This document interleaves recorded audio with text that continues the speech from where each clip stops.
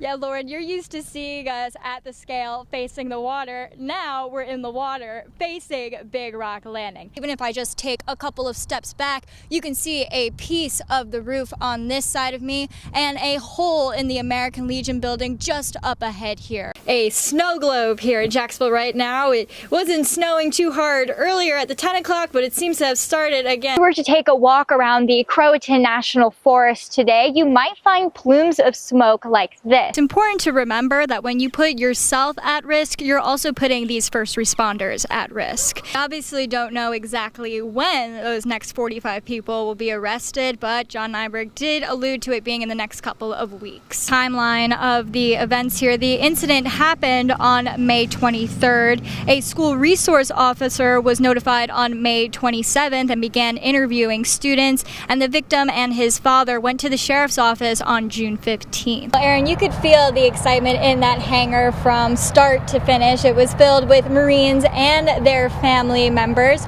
We got to hear from both the first and second lady. It was awesome. I mean, getting to go out on the water and see the Big Rock Landing from this angle, it's nothing beats it. It was such an exciting day on Cherry Point too, as over 5,000 people were on base to say their final goodbye to the Harrier. Aaron, you're gonna have to come down here with me after the show so we can both go shopping, because look at this hat. I think I'm going to buy it. Mayor's actually down here with us somewhere back here enjoying the festivities after we just saw Builder's Choice come to the scale. Even though this is his first Big Rock as mayor, he is by no means a stranger to this tournament. We have some breaking news out of North Topsail Beach tonight, where there is an active search for a missing swimmer at Public Beach Access 3. I've been here for about an hour now, and since I've seen boats in the water, jet skis, helicopters, drones, all hands on deck to find this missing swimmer. Details right now are limited, but here is what we do know. Emergency crews got a call around 2:30 this afternoon for a swimmer missing at Public Beach Access 3 here at North Topsail, and the search has been underway ever since. Some of the crews on the scene include obviously North Topsail Beach, but also Camp Lejeune and Turkey Creek Fire and Rescue. So we will keep you updated as we learn more information. But it was just 2 weeks ago where I was speaking with North Topsail Beach officials about how this area in particular is very dangerous for swimmers, and they just do not advise swimming here. Warning, some of the details I'm about to tell you are pretty disturbing. An 80-year-old woman's body was found wrapped, put into a box. That box was then wrapped and was put in a storage unit in Cape Carteret, North Carolina. Angela Engel made her first appearance in court last Friday. She was extradited back to Onslow County after she was arrested in West Virginia. And during that first appearance, we learned a lot. Remember, Katie Hyatt was last seen in October of last year, and we learned that Engel wouldn't let Hyatt's son see her. She would say things like, "The house is too messy and it smells like dead animals." We also learned that Engel would impersonate Hyatt over the phone and try to alter her voice to sound like her. Engel was Hyatt's live-in caretaker. Hyatt was then reported missing in January, and her body was found in that storage unit in June. Right now, Engel is being charged with concealment and failure to report a death. The investigation is still ongoing though, so who knows if we're going to see more charges. On Price Road now stands this royal blue cross. It was one of Natasha's favorite colors. It's now being used as one of the many ways to honor her life. No more chains holding me. My soul is resting. A mother. She has a daughter here. Her name is Princess. She loved Princess. Princess was her girl. A sister. Your sister's gone. And now, a memory. When I look at it, I get a little sad, but I also feel a little happy because it let me know that she was loved with all the candles that was out here tonight and all the flowers and things of that nature that surround the cross. She was the life of the party. She loved to dance, just like my mom. My mom loved to dance.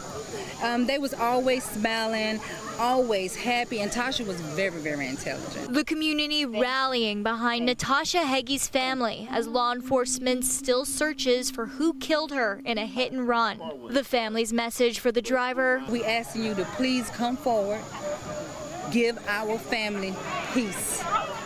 Even give your family peace. just remember that, you know, what's done in the dark will come to the light, and have a heart, because as of right now, from what we're seeing and what we know, you don't really have a heart. 1, 2, 3. Justice for Tasha! Anybody with any sort of information is asked to come forward.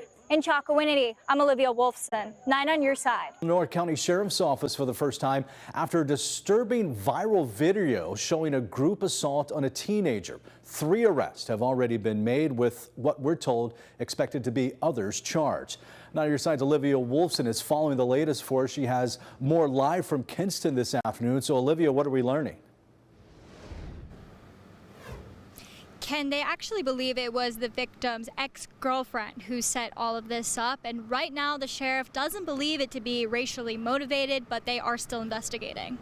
Obviously, if we receive any more information, or there's one video that don't have any sound to it of the kid being choked, and obviously if we find something that's racially motivated, we will step up the investigations and go in that direction. Detective Brittany Parsons also says the victim has not mentioned any racial element to the assault. So far, 2 adults and 1 teen have been arrested. 4 other teens are also getting charges. 1 is related to Sheriff Rogers' wife. I have served in law enforcement for more than 34 years, and my integrity and trust of this community means everything to me. Regardless of whether your individual is a family member, friend, or a stranger, the law applies equally to everyone. The NAACP was also at the press conference and had this to say after speaking with the sheriff. But based upon the conference that took place here on today, we stated one of the juveniles that actually did commit an act was biracial as well. So like I said, it puts us in a bad spot, but we know based upon the evidence, as the investigation continues, it may show us different, especially if the sound to one of those videos is found. Warrants say the victim was choked until going unconscious, popped a blood vessel in his eye, and was hit in the face with a glass bottle, chipping his tooth. No parent should have to view that type of behavior happening to their child. No child, regardless of the color, should have to endure what that teenager endured.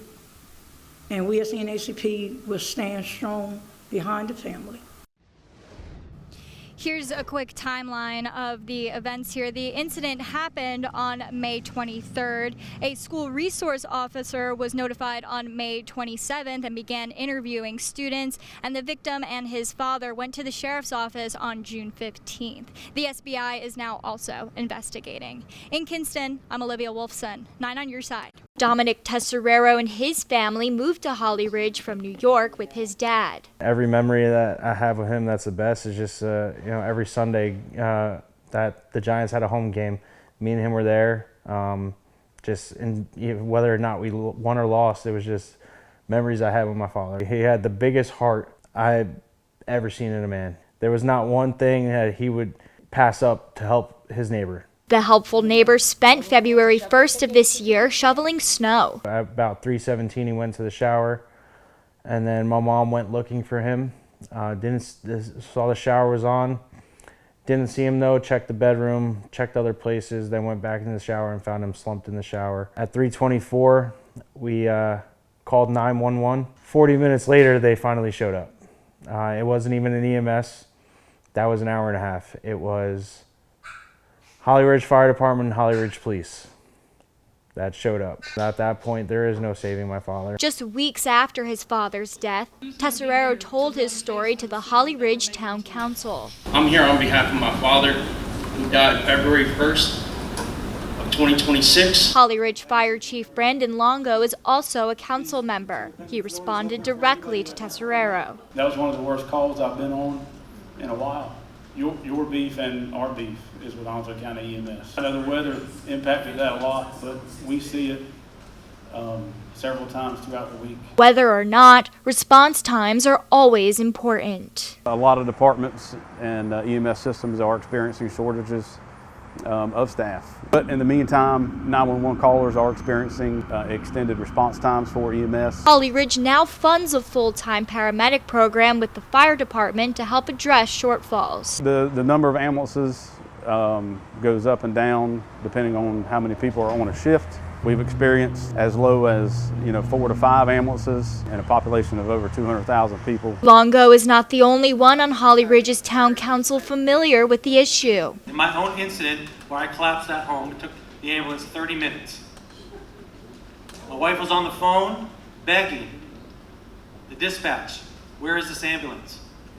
Where is it? At least tell me where it is. Moments like this where precious time is so valuable. So my goal is to push as hard as I can to get those response times as short as possible. The community paramedic program also allows for more ambulances to be ready. In response to Dominic Tesserero, the county says that records show the first EMS unit arrived on scene in 29 minutes and 34 seconds. He would definitely want me to, make sure that my word gets out and his story gets out in order to help somebody. In Onslow County, Olivia Wolfson, 9 on your side.